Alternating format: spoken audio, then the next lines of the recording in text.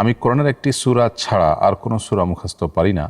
আমি যদি নামাজের সময় পাশে মোবাইলে হালকা আওয়াজে রেকর্ড তেলাওয়াত ছেড়ে সাথে সাথে আমি পড়ি, তাহলে নামাজ হবে কিনা?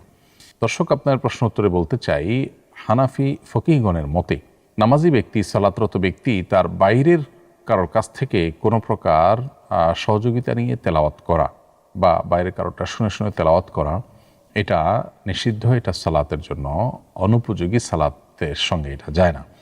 ফলে এরকম যদি আপনি করেন তাহলে হানাফি ফকিহদের মতো আপনার নামাজ ভঙ্গ হয়ে যাবে। আপনার শুধু একটি সূরা মুখস্থ থাকলে প্রয়োজন আপনি এই একটি সূরাই উভয় রাকাতে বা সবগুলো রাকাতে পড়বেন এবং দ্রুততম সময়ে আপনি এর সাথে আরও সূরা মুখস্থ করে নেবেন, কমপক্ষে 2টি, আর সম্ভব হলে যে কয়েকটি সম্ভব আপনি সূরা মুখস্থ করে নেবেন।